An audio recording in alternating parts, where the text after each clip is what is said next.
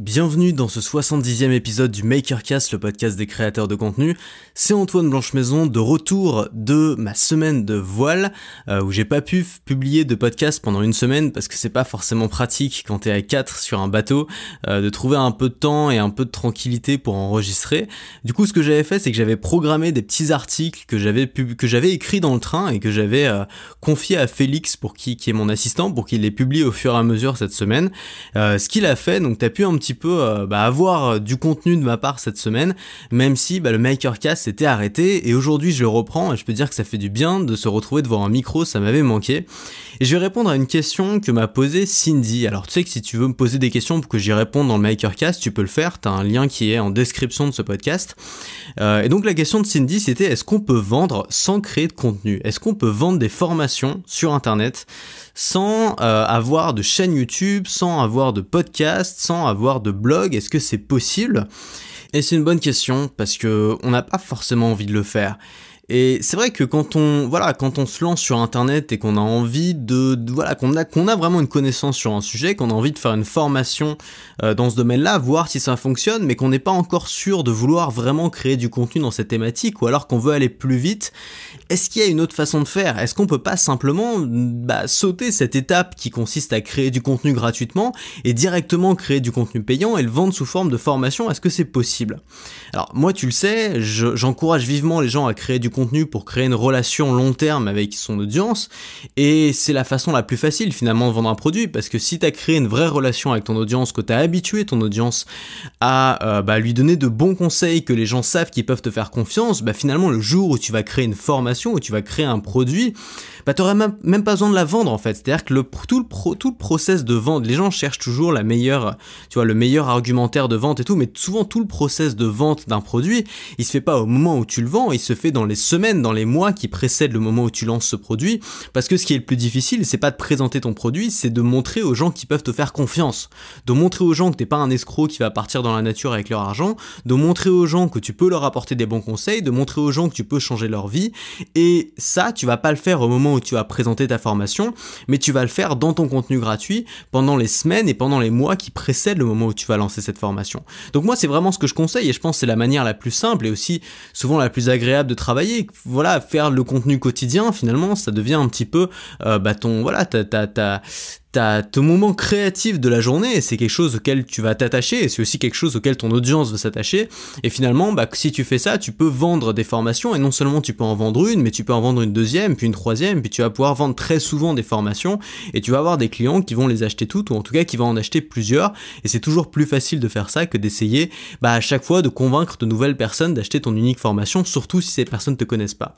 Et pour te donner un peu une métaphore de ce que c'est, alors tu vois, il y a deux façons d'aborder une fille dans la rue. Il y a la façon hey, mademoiselle, t'es charmante, tu veux une glace à la menthe, tu vois, cette façon là où on sait qu'elle marche pas des masses, tu vois, qui est malheureusement la façon dont peut-être 80% des mecs abordent des filles dans la rue. Et puis t'as une autre façon qui est la façon un peu film romantique, où ce qui n'arrive jamais non plus, mais c'est genre le gars qui fonce dans la fille avec des livres plein les bras, puis qui ramasse tous les deux les livres par terre en se regardant, si possible sous la pluie, et ça y est, c'est le coup de foudre. Bref, t'as plusieurs façons d'aborder une fille dans la rue, soit tu le fais façon gros lourd, soit tu le fais façon un peu classe. Et ce qu'on s'aperçoit, c'est que 80 ou 90% des mecs sont plutôt, quand ils abordent une fille dans la rue, c'est plus façon gros lourd que façon classe. Et le problème, c'est peut-être pas que c'est des gros lourds naturellement, c'est peut-être juste qu'ils ont pas la bonne technique, qu'ils ont pas la bonne méthode et qu'ils ont pas beaucoup réfléchi. Et je pense que c'est un peu pareil quand on veut vendre sur internet, c'est-à-dire qu'il y a deux façons d'approcher le client, soit tu l'approches comme un gros lourd qui a son produit à vendre et tu lui dis viens acheter mon produit, c'est le meilleur, soit tu l'approches avec un peu de classe et tu fais en sorte que la personne puisse un peu te connaître et te faire confiance. Et on va garder un petit peu cette métaphore de aborder une fille, alors ça pourrait être aborder un mec aussi, on s'en fout, mais simplement c'est un peu pareil en vente, c'est-à-dire que si t'arrives directement et que tu dis à ton client voilà, achète ma formation, c'est la meilleure, c'est un peu comme si t'allais voir une fille random dans la rue et que tu lui disais voilà, embrasse-moi, j'ai bon goût, tu vois. Ça ne fonctionne pas, ça ne fonctionne juste pas. Et bien là c'est pareil. pareil. Et je pense que la première chose à faire, c'est déjà d'anticiper la réaction des gens. C'est-à-dire que moi, je suis sur Facebook et forcément, je suis un petit peu de contenu business, marketing sur Facebook, et donc forcément, Facebook a bien compris que j'étais une cible dans ce domaine-là, et il y a plein de marketeurs qui font la publicité sur Facebook dans le domaine du business et du marketing en me ciblant moi. Et je tombe sur ces publicités, et c'est exactement pareil que pour notre histoire de mec qui sait pas aborder une meuf, 90% de ces publicités, je les trouve nul à chier. Ça veut dire que je me dis, mais comment ce mec fait pour faire des ventes? Il est là, il arrive directement en disant mon produit c'est le meilleur, achète mon produit, ça va changer ta vie, mais j'ai pas une seule seconde envie d'acheter son produit.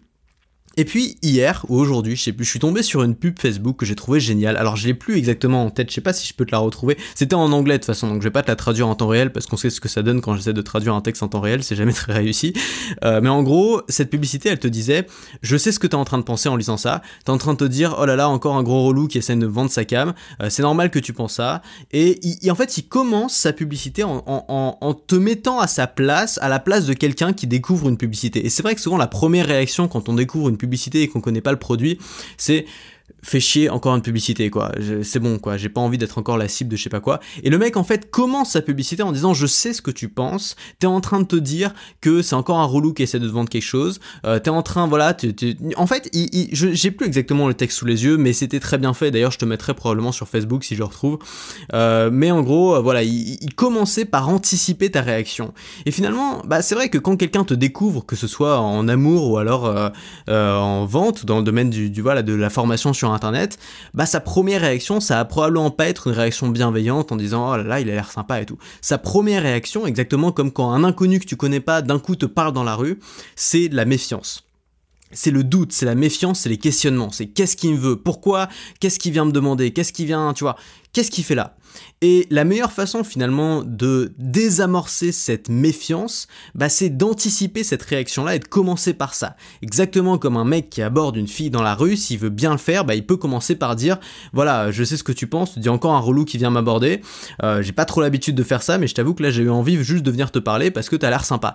Bon s'il l'aborde comme ça, au lieu de dire mademoiselle, t'es super charmante et tout, forcément ça change tout. Ça fait que la fille, elle se retrouve pas dans un pattern, elle se retrouve pas dans une sorte de chose qu'elle connaît déjà, d'un énième mec relou qui sort sa phrase de drague qu'il a appris sur un forum. Elle se retrouve avec un mec qui vient la voir et qui lui dit voilà, je sais ce que tu penses, probablement tu te dis qu'est-ce qui vient me faire chier ce mec là, mais voilà, laisse-moi juste t'expliquer que j'avais envie de te parler parce que t'as l'air sympa. Tu vois, en anticipant sa réaction, finalement tu peux désamorcer cette réaction. Donc ça c'est la première chose, anticiper la réaction de ton prospect. La deuxième chose, c'est de mettre en valeur ses points communs avec la personne qui est en face de toi, notamment si ces points communs, ça peut être des faiblesses ou des petits défauts, surtout si c'est amusant. C'est quelque chose qui peut être aussi très efficace, alors bien sûr c'est quelque chose de très rassurant quand un mec aborde une fille ou une fille aborde un mec, elle commence par lui dire voilà, qu'elles mettent en avant leurs points communs, et notamment si c'est des petits défauts, par exemple si aucun des deux aime la bière, qu'ils le mettent en avant, qui en rigolent tous les deux, c'est quelque chose forcément qui va être rassurant.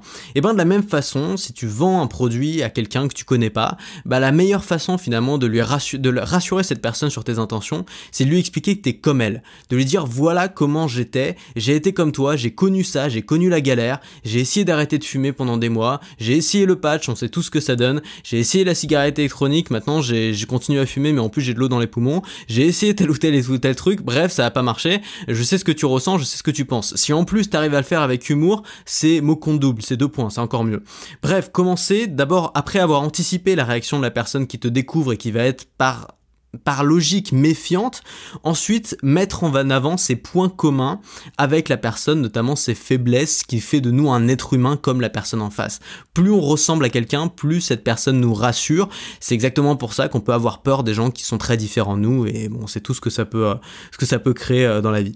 Ensuite, troisième élément, donc premièrement, anticiper la réaction de la personne, notamment si c'est de la méfiance et du doute. Deuxième élément, montrer et mettre en valeur ses points communs, notamment si c'est des faiblesses et si c'est amusant. Troisième élément, la preuve sociale ou la recommandation. On retourne dans notre bar où il y a un mec qui essaie d'aborder une meuf, bon voilà, il échange 3-4 mots avec elle, et puis il va aux toilettes, et puis là il y a sa copine qui dit à la fille waouh, il est super beau ce mec, voilà, t'as trop de chance qu'il vienne t'aborder toi et pas moi. Est-ce que tu penses que cette fille a plus de chances d'accepter de donner son numéro après? Probablement que oui, parce que ce mec aurait été finalement recommandé, entre guillemets, approuvé par sa copine. Et de la même manière, si toi t'as un produit à vendre et que la personne te connaisse pas, ce sera beaucoup plus efficace si cette personne connaît quelqu'un qui a acheté ton produit et qui en est satisfait, ou alors si ton produit a été acheté par quelqu'un de connu. C'est exactement pour cette raison que les grands sportifs ou les grandes célébrités sont payés des fortunes pour dire qu'ils boivent du Fanta ou d'autres merdes dans ce genre-là. Évidemment qu'ils le boivent pas en vrai, c'est simplement pour que les gens se disent tiens, si cette célébrité boit du Fanta et réussit très bien dans la vie, bah peut-être que je peux lui faire confiance et peut-être que je peux faire ça aussi. C'est juste quelque chose qui marche. De la même manière, comment tu peux le faire toi à ton échelle? Je vais te donner un exemple tout simple. Moi j'ai acheté récemment une formation sur le Bitcoin alors voilà, j'avais envie de me former là-dessus pour investir dessus, je savais que c'était important, je savais que les retours sur investissement pouvaient être importants, et je savais qu'il fallait que je me forme parce que j'y connaissais rien. Et je savais, voilà, donc je me disais il faut que j'en trouve une. Et là qu'est-ce que je vois? Je vois une amie sur Facebook qui dit ouais, je viens de terminer la formation de machin, j'ai gagné 1000 € en plaçant des bitcoins, c'est génial.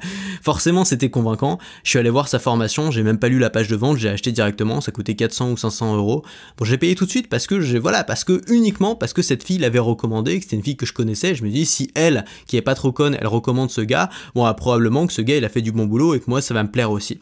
Donc ça c'est probablement le truc le plus efficace, et d'ailleurs c'est le principe du bouche à oreille, et ça fonctionne extrêmement bien dans la vraie vie. Et d'ailleurs si tu veux faire un bon produit, la meilleure chose que tu peux créer, c'est pas une super stratégie marketing, c'est pas des grosses hacks de malade, c'est pas de la pub Facebook à foison. La meilleure stratégie, c'est de faire un produit qui est suffisamment bon pour que les gens aient envie d'en parler avec leurs potes. Et si tu arrives à faire en sorte que les gens parlent de ton produit, de ta chaîne YouTube ou de tes formations à leurs amis, ça veut dire que ton produit est bon et tu peux exploser sans même dépenser un centime en publicité ou passer une minute à faire de la promotion. De la même manière, qu'est-ce que tu peux faire à ce niveau-là? Tu peux mettre en avant tes clients, tu peux mettre en avant les témoignages clients, surtout si tes clients sont connus ou une certaine notoriété dans ta thématique, ou alors si ces clients-là sont proches des clients que tu as envie de cibler, donc si c'est des gens qui les connaissent ou alors des gens qui sont dans le même état qu'eux.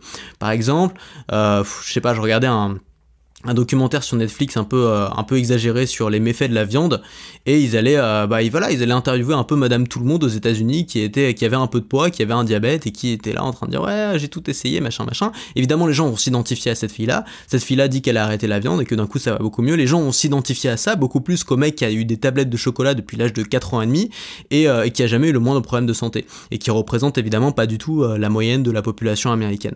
Bref, donc preuve sociale ou recommandation, trouver quelqu'un qui est proche de ton client, qui peut affirmer que ton produit est bon.